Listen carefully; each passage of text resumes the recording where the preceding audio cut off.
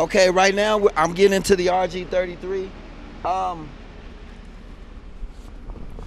The seating configurations are a little bit different depending on what type of vehicle you get in. They try to make it as comfortable as possible, but without, taking away from the mission. Normally these things seat about 9 people, 9 soldiers. You have places to store your ammo, which of course you'll need when you're out there on a mission. You have communication headsets, so you can communicate back and forth with the driver and whoever's TC in the vehicle. In the front here, you have a place where the actual gunner sits in the turret. They maintain security on a convoy, which is very important.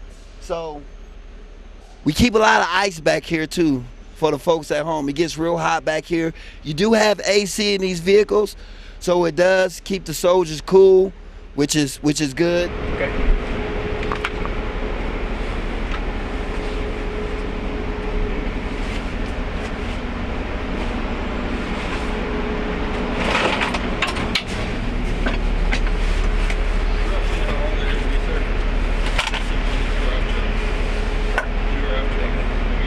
We're inside the vehicle still. Like I was explaining before, they try to keep this as comfortable for the soldiers as possible without compromising the mission. I was explaining we have headsets. These headsets are used so the driver and the TCs can communicate with the packs in the back and let them know exactly what's going on in and around the vehicle, and they can keep the commo traffic up to date. They keep MREs back here in case soldiers get hungry. You gotta have something to eat. You gotta drink a lot of water. Drink a lot of water. A lot of water. Yeah. Normally before we leave out on a convoy, we get a cooler, put ice in it, put water in it, Gatorade, things of that nature. So when we're out and about, we can always stay hydrated and stay cool. The professionalism of all the missions we've gone on from one end of Iraq to another has just been absolutely astounding, considering the temperature conditions and, in some areas the increased threat from the IRAMs. And, it's just amazing. I mean, I cannot say enough about you all, or what you do here, and you're here for a year in this heat. I mean, yeah, it gets, I won't say unbearable, but you stay out in the heat long enough, your body gets used to it. You learn how to adapt. Today is actually a cool day. I believe it's about 117 degrees.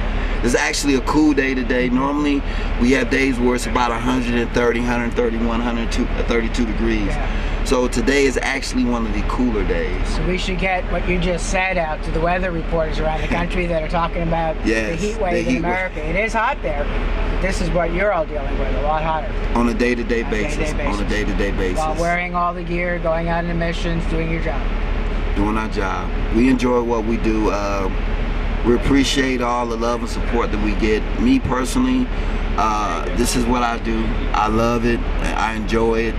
I do it because I want to do it, not because I have to do it. Right, exactly. And I'm real passionate about making sure that when my guys go out on a mission that they're safe and these vehicles make it out and they protect these guys when they're out doing what they do best. I can hear people watching this video right now giving a hoorah when I say this. We thank you, but a grateful nation thanks you, and all of our troops. Those that are here now, and those that have been coming back and forth for years, to get us to this point where we can actually have this drawdown. You agree? I agree. Yeah. I totally agree, and we appreciate all the love and support that the American people and some of the Iraqi civilians that appreciate what we're doing out here for their country. So you have another vehicle we're going to check out? Yes, we do. It's actually called a Calamar. It's a vehicle that moves our 20-foot and 40-foot containers. It's a real cool vehicle. I don't know if you've been in one before, but I want to get you in that one. It's unique. The stuff that we use here is on a day-to-day basis, but what I'm getting ready to show you is what are actually transporters and my mechanics drive to move the equipment around the base camp. Okay, let's head over there. Let's head over there. All right. Okay, Warrant Officer Gray, tell us about this vehicle. And I guess I'm climbing up inside, so you talk, okay? Yes, this is what we call the Calamar. This vehicle or piece of equipment is probably one of the biggest pieces of equipment that we have that has wheels on it. It's used to transport what we call mill vans. We have 20-foot mill vans and we have 40-foot mill vans. The mill vans we normally use to put equipment in and move them from point A to point B. So this right here is a vital asset that we use here on the compound when we need to transport equipment from, like I said, from point A to point B. You got to be a special person and have a special qualification to operate this type of equipment. It's a handful of people that's in our companies that's actually authorized to drive it. So when we do need equipment moved, they are called upon so we can get the equipment from one place to another. Right now what you're looking at is the actual front of the vehicle. What this piece of equipment does, like I said, is it picks up the 20-foot and 40-foot mill vans literally off the ground where they're airborne, and you can just drive them around and set them down wherever you need to put them. It's not real difficult to operate, but you have to be qualified in order to do so. Safety is a real big issue when driving the Calimar. Actually, safety is the #1 issue with driving these and anything that's surrounding the motor pool. So you have to know what you're doing. If you come down, I'll show you how it actually operates. You got it like your Gerber with you or something? No, I don't know. Let me know when you're ready. We need to push that safety or the seat. Yeah. Or that. You just need to push like a screw in there. Right here, sir? Yeah. Inside it. You got like a key or something?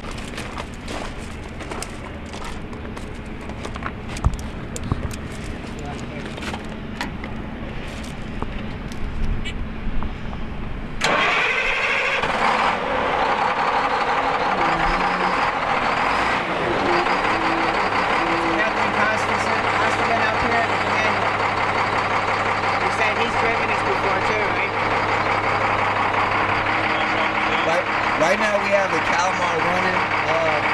As you can see, my company commander, Captain Costigan, he gets out of the office every now and then and tries to get familiar with a lot of equipment that we have, which is good. So every now and then we might let him get in and start it up, show him how to work it. And, he's getting the hang of it. Not quite there yet, but he's getting the hang of it.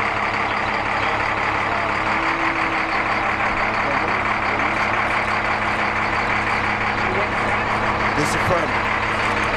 This is how this piece of equipment works. These right here are what we call knuckles. What happens is they hover over the container. The container has 4 slots on the corners where these knuckles fit into. Once it embraces, the knuckles twist and locks itself in place. When it does that, you can pick that container up and you can move that container anywhere you want to go. You can twist it horizontally. You can twist it not vertically, but just move it left and right.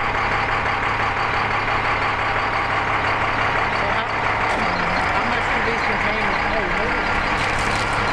As far as the weight capacity, sir, I don't know off the top of my head, but I have seen these things pick up at least anywhere from 25 to 30,000 pounds and move around easy. I mean, easy. It rides like a Cadillac, sir.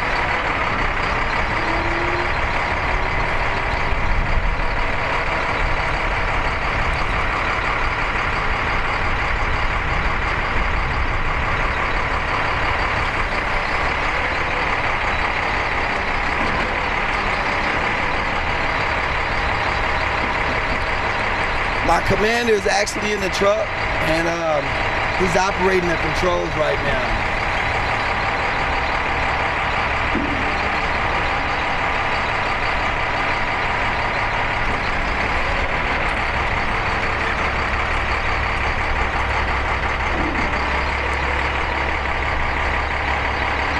what he's doing now, he's moving it around. So if you were to get this, have a container, and you would need to set it somewhere, all you have to do is maneuver the container exactly where you want to put it, and you can just set it down without actually having to move the vehicle or reposition the vehicle.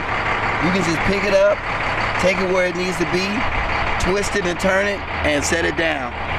We also use this piece of equipment to load the 20-footers on the back of what we call PLS trailers or LSS trailers, when we have to transport those to a further location, like if we were moving from here to another location in Iraq. We will use this machine to load the containers on top of the trailer.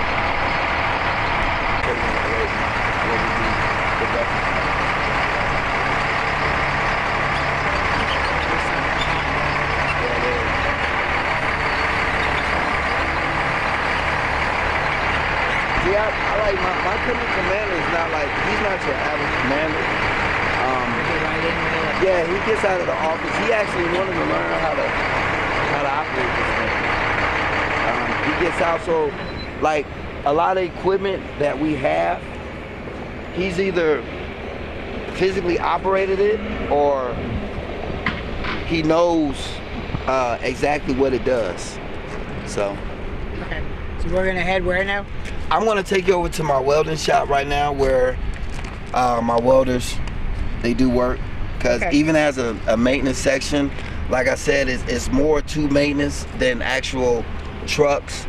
We support weapons, we support radios, we support optics, which are considerably night vision goggles, EOTechs, sights, anything for weapons. So we'll walk over here and I'll show you around what my welders do. Okay. Right now we're in my welding shop where I have one of my welders doing some jobs. Typically over here what we do is, if we have anything that needs some type of welding fabrication done to it, I have actually two welders. One of them is doing some other stuff right now, but I have specialist Whitlock here. He's got a project that he's working on right now. So these guys are a big asset when it comes to our vehicles too, because we've had certain things go wrong with the vehicles, and to get them up and running, we need his support to make it happen. So, like I was saying before, maintenance is not just vehicles. We range from repairing radios to weapons to optics, and we have welding capabilities too. I'm Specialist Whitlock. I've been in the military for 2.5 years. I'd like to give a shout out to my wife back home in Fort Bragg, and my kids, Kimberly Whitlock and Sam, Bryn, and Gabrielle. Thank you for your service to our country. You want to do a shout out, sir?